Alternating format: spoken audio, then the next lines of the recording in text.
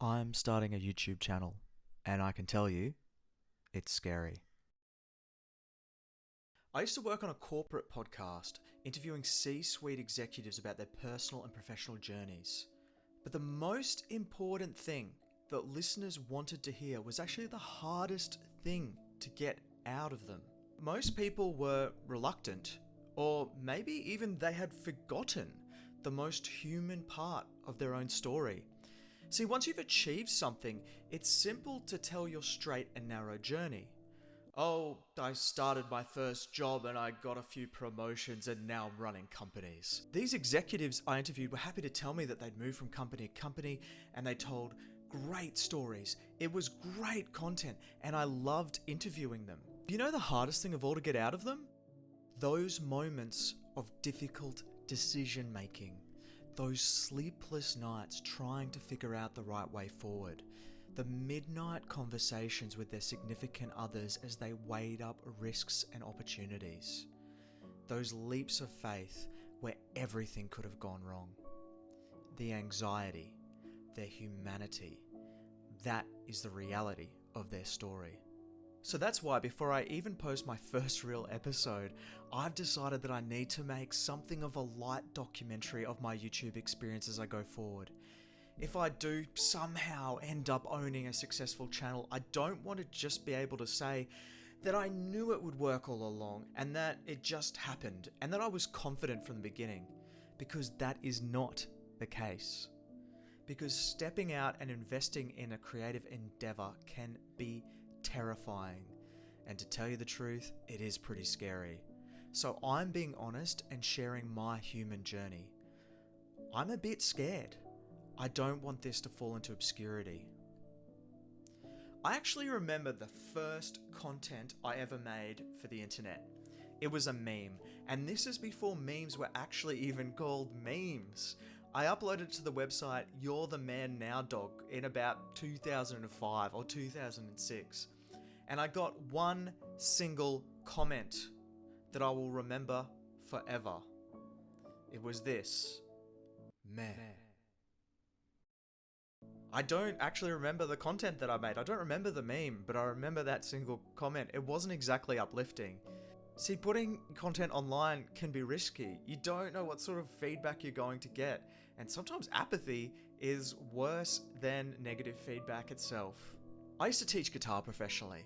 I've sung and I've played in bands, and one of the most memorable bands and experiences that I've been in was a band called Fiji Infusion. That's right, look at me. I was in a Fijian Islander band. It's true. We were actually led by the future winner of The Voice Australia, Lai Utovu, and our bass player was, I kid you not, the tallest man in the Pacific. For real. We had one single gig ever, and then our manager left the country without paying me the $50 that he owed me. For a while, I recorded and uploaded my own music, but either through circumstance or my own limitations, or maybe my own capacity to make good content at the time, or maybe it was my lack of social media influence and networking abilities, it all just sat quietly in an internet corner and I let it stay that way. And then there's that book I started but never really got around to working on after the first couple of chapters got hard. And the academic paper that I meant to have published but never did. Perhaps most importantly though, was the 17 episode podcast series Rough in the Diamonds, where my co-host and I reviewed the most iconic and out of place episodes of the greatest TV series. It was great content, but I never really got much attention, and with my co-host overseas, the wheels just fell off. And to top off my story, I recently did some t-shirt designs for Redbubble, and for some reason the automated system banned my account for being a bot. Thanks guys. But are you seeing my point here? Are you seeing why committing to a new artistic endeavor is actually scary? Pouring yourself into artwork again and again only to have it quietly overlooked is a really sad reality for most creators. And speaking for all of them, it sucks. It's hours and hours and days and weeks of challenging work, constantly learning and refining a craft, and making yourself vulnerable, only to just not be noticed at the end. That's the part that I think is scary. That's the part that fills me with apprehension. Will this happen here again? I really hope not. I've learned a few things along the way, and with my latest commitment to YouTube now, I put together a bit of a plan. I think I have the skills. I've hosted podcasts, I've worked in finance and professional management environments for the last decade, and I understand how to manage projects and get stuff done.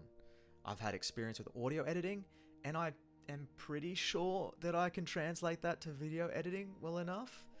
I've already picked the hardware and the software I'm going to use, so there's no need to pull my own hair out trying to figure all that stuff out. So far, so good. I also have a theme. Now, this was actually really hard. I had to look deep and ask myself, what do I have to say that I don't think is already being said? YouTube is a big place with a lot of content. What is my source of content that I can keep drawing from?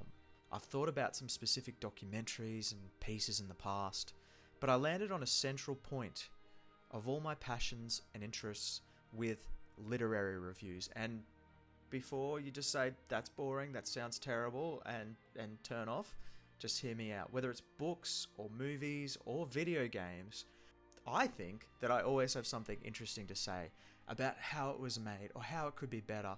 I don't want to do book reviews as much as interesting and insightful content on interesting media. Not empty clickbait, and not the world's driest video essays either. I've also made a commitment. I am going to push myself to produce 8 episodes in 8 weeks. Because I'm learning as I go, I think this will actually be quite a challenge. And after 8 weeks and 8 episodes, I think I will have enough data on how things are going to make good decisions about what to do next. Because things need to be feasible. I need to measure my results. I need to be mindful of how things progress, and I have to take any opportunities that might appear. I need to set regular points where I stop and assess if it's all worth it, if I'm enjoying myself, if the channel is worth the effort. And finally, I need a plan for the immediate future. It would suck if I went to make 2 episodes and then ran out of ideas. That's not great. So I've drafted up my first set of episode concepts.